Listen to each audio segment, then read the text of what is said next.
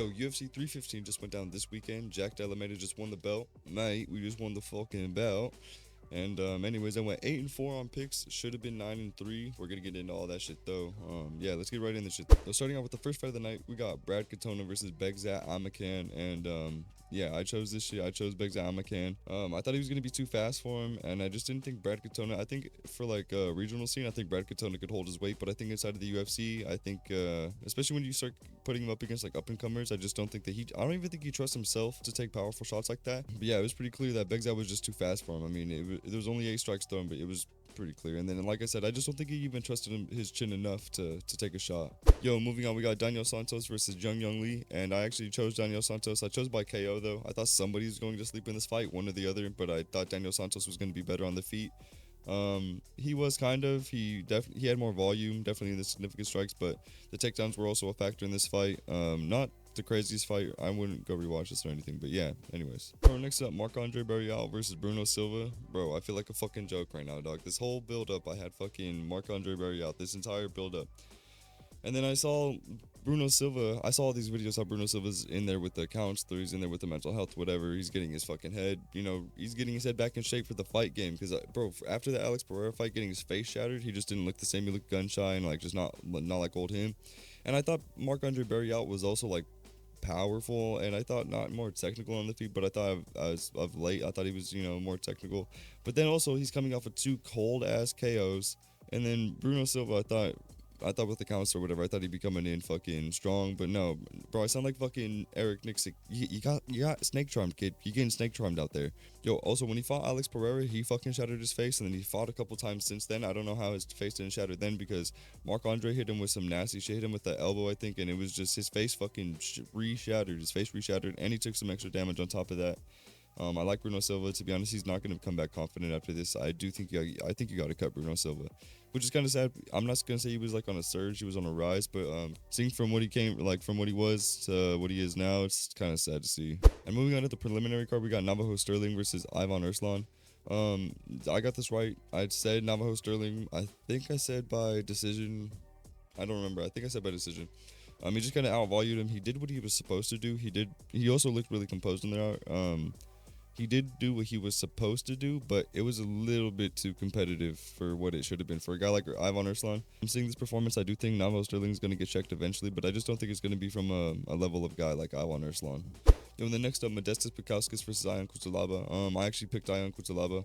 I'm not going to say this was a robbery, but this fight definitely could have gone either way. But that's not the point. How the fuck can you have it 30-27 one way for one guy and 30-27 one way for another guy? I understand close decisions, robberies, draws, I understand all that shit, but when they're close scorecards, when you just don't know how to score, when a judge just doesn't know how to score, bro, get him out of the fucking sport. When Daniel Cormier is calling you out. Bruh. Anyways, yeah, so I'm not gonna call this a robbery, but I'm just saying, like, I like, it really could have gone either way. It was a close fucking fight, but it's just like, what? How the fuck do you have it 30-27 to Ion Cutelaba, 30-27 to Modestas Bukauskas? I actually had Ion Cutelaba winning. I just don't understand this. These guys out of here. We need to fix fucking scoring. I don't even know if AI judging is the way to fix it, but I don't know. We gotta do something. Yo, next up we got Jessica Andrade versus Jasmine Jasudavicius. I'm not even gonna lie.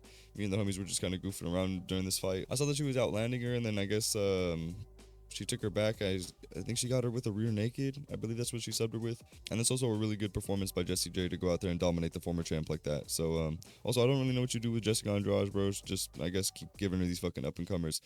Yo, next up we got Mike Mallet versus Charles. Say it again, Racky. Say it again. Brother, I actually was going for Charles Radke. This is kind of sad. He's fucking, he's got a 0.5 KD now. I mean, Mike Mallet needed to come back, though, bro. After getting knocked out by Prime Neil Magny fucking last time he was in Canada. Yeah, he definitely needed to come back, especially back in Canada in front of the home crowd. So I got to give it to him. That was good for sure, but damn it, brother. I wanted Charles Radke's losing too many fights now, bro. I think if he loses his next one, I think they're going to cut him, to be honest. Or maybe, one or two more at a max, to be honest. But especially if he keeps losing in the fashion he's losing in body TKOs by Carlos Prates, fucking out cold by Mike Mallet. I mean, Mike Mallet's putting you out cold, bro. thought it was a decent fight. Mike Malley definitely was like getting the better of the exchanges though. But I thought Charles Reiki was like holding his own. He was the one pressuring. Mike Malley just had him on the back, or was on the back foot most of the time. Yeah, so I actually don't know if we're ever gonna get to see Charles Radke drop that shit again. But hey, a man can only hope, you know. Yo, and moving on to the main card, Benoit Saint Denis to kick this shit off versus Kyle Prepolek. It was supposed to be versus Joel Alvarez, and to be honest, I thought this guy was actually getting sipped off to the GFL. I thought Joel Alvarez had this shit in the bag. I thought Joel Alvarez was gonna put on a vicious clinic. But anyways, when he got replaced with Kyle Prepolek, this guy he was formerly in the UFC, and then he's made his return. This is how I thought this shit was gonna go. He took a little bit too long, but I mean, it was a fucking clinic, like the strikes. I mean, it was a clinic, and then he also just got his back and subbed him in the fucking second round like it was easy. He did exactly what he needed to do. That was the kind of performance that he actually needed to keep his ranking, I believe.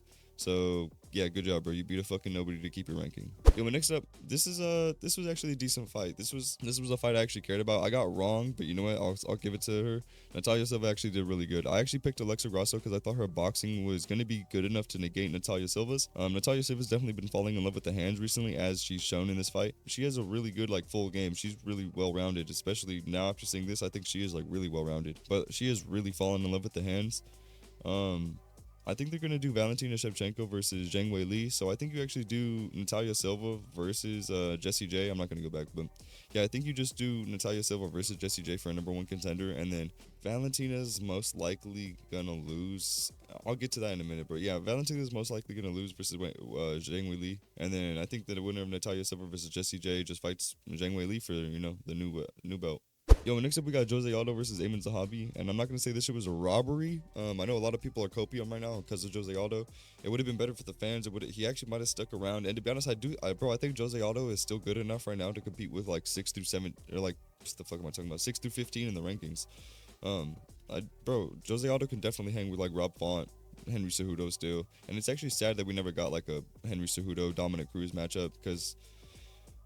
I mean, they're like pretty much at the same state in their career. Why don't we just, even though it's past the point of their prime, we would still like to get these legend versus legend matchups. That shit would be dope. But anyways, he lost to fucking Ariel Helwani. I'm not gonna call this shit a robbery. Jose Aldo clearly won the first round. He was way too fast for him. He was outstriking him in every exchange.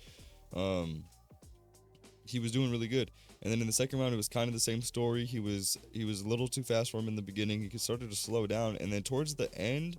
Towards like pretty much the second half of the whole round, Amin Zahabi really found his timing, and he was making Jose Aldo miss a lot. He was on the back foot. He found his timing with the counter striking, and he was making Jose Aldo miss a lot. Every exchange, he would just pop, move back, and Jose Aldo was missing 1 or 2 big hooks too. He was overthrowing. So I think that also like played a part in the gassing out in the third round. But then moving on also to the third round, Jose Aldo he fucking almost sleeps Ariel Helwani. He soccer kicks him in the head like he's fucking Messi. I actually don't know how Noodle Cuphead survived that shit, but that shit was actually crazy, bro. He also slumped over like a hot ass bag of potatoes and still got up. And for 3 minutes, he laid on top of Jose Aldo, and he was composed, bro. He slumped. He took a fucking soccer kick to the head, slumped over, got back up, and it was like he just took some Mario coins or some shit, bro. He was fucking right back up on his feet like nothing even happened. And then he fucking just laid on top of Jose Aldo for 3 minutes, and at that point, bro, Jose Aldo was gassed. And I think it was just because of the end of the second round, or by the end of the second round, and then I think he put everything he had into that finish, and I don't know. It was vintage Jose Aldo, bro. It was a good fucking retirement performance. It would have been even better if he got the W. And I think if he got the W, I don't think he would have re-retired. I actually think we would have got him, to stick around for 1 or 2 more fights even. But look, bro, he's got double-digit fucking losses now because of Ariel Helwani. This is actually fucked up, but like I said, it's not a robbery, bro. The fight really could have gone either way. And now if you're looking at total strikes, you see he even outlanded him. Yo, moving on, we got Valentina Shevchenko versus Manuel Fiorot. Not the most exciting fight. This literally went exactly how I thought it was going to go.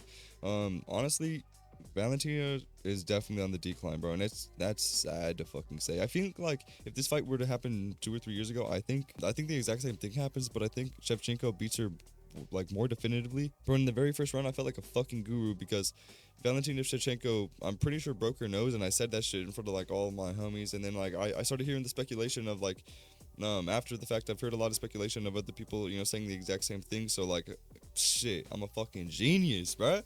But I haven't seen like no confirmation about that shit. But anyways, I thought Valentina Shevchenko's Muay Thai was gonna be too good for her. It was kind of the case. I mean, the wrestling kind of like, I don't know, it just kind of negated itself. It was a little even on the feet, but I think Valentina Shevchenko was just getting the better of like the exchanges. She had a little bit more volume. But I mean, bro, they were both tired by the end.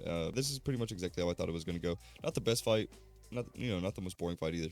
Decent fight. Yo, and next up, bro, in the main event, we won the belt, bro. We won the belt, mate. We just won the belt. We're taking that shit back to Australia, yeah. I reckon my next fight will be Islam Makhachev, and I'm gonna go get it back for Volk, yeah. Bro, we won the belt, bro. I told you motherfuckers that Jack Della Maddalena was gonna do this shit, bro. I actually picked him by round 3 TKO though, so I'm not gonna take too much. I would have felt like a real fucking I'm a fucking genius. Bro, I would have felt like a fucking genius if that actually like hit. No, but still, getting a decision over the decision machine himself is that's good. I thought it was a really good fucking fight, to be honest though. And people are saying that Belal Muhammad came in here with the wrong game plan. Brother, it wasn't about the game plan. I mean, obviously, I don't think even if he had a wrestle heavy game plan, I still don't think if he had the whole Khabib game plan, I don't think that he would have been able to beat Jack. I think Jack honestly still negates the wrestling, as we saw in some of those exchanges. He got him down one good time in round 4. He still popped up from that, and then in round 5 again, bro, he was fresh as a daisy, and that motherfucker still popped up. He got reversed in one round, which I felt like a genius, because like I said, I was with the homies, and I told him, I said, if Leon Edwards is reversing Belal Muhammad in certain positions, I said, watch this. Della Maddalena did that exact thing, bro. He fucking reversed him, had him up against the fence, and like right there, I thought the knockout was gonna come, but he didn't. Bro, he had way more volume. Look at this shit. I mean, the first 2 rounds I thought went to Jack. Round 3 and 4 were a little bit closer. And then in round 5, I mean, this motherfucker came out and showed why he's the champion, bro. Showed why he wanted that belt bad. And then that knee, bro, that split fucking Belal Muhammad's lip open. That shit is nasty. That shit is nasty. I don't even want to imagine how the fuck that felt when he cleaned it or anything, or how are you gonna eat for the next week? Like, fuck no. Yeah, fuck that, bro. But Jack was low-key just kind of too fast for him. I mean, in the Belal, it wasn't. He came out there to entertain, bro, and definitely, and you know what, bro? He did better in the boxing than I fucking thought he would. He actually really did. Belal came out there to entertain, and to be honest, respect. You gotta respect that shit. That boy has a fucking heart on him too, especially getting busted up. And I mean, I know that he said no takedowns, and eventually he tried. But I think that once he saw that Jack was gonna just negate that shit and just stand right up like he's fucking Derek Lewis, I think, I think he knew it was game. I don't think he ever gave up at one point, though. I don't think he gave up on himself at all. Even in the 5th, he was trying hard, bro. He was still pushing forward, even when he's getting busted the fuck up. And in the 5th round, Jack found that flow state. I mean, he was popping in, and you know what? He actually figured out Belal Muhammad's timing. Instead of just popping with that straight jab and getting countered, he was like throwing an overhand, and then he would dip off of that. He would move to the left, and then again pop in, pop back out, and he kept kind of moving laterally off of his strikes. And I think that was also a real game changer, especially in that 5th round. You see, when he was entering that flow state, he was moving laterally off his shots, and I think that really won him that 5th round, especially with the volume that he was putting out, bro. He showed why he wanted that shit. Yeah, mate, we just won the fucking belt, bro. Jack Della Maddalena is the new 170 champ. Let me know what you guys think, bro. That's pretty much all I got. Anyways, bro, that's what I think about UFC 315. I went 8-4 in picks. Let me know how you guys did on picks, and let me know what you guys think about my picks. I really should have been 9-3, bro, but Canada, they got that whatever, dog. They don't know what the fuck they're doing on some of those judges. Even in the main event, I was like low-key scared when it went to the 5th round, or when it went to decision, because I mean, shit, I don't know how they were judging in Canada. But anyways, bro, that's all I got. I'll see you guys in the next video, man. Peace.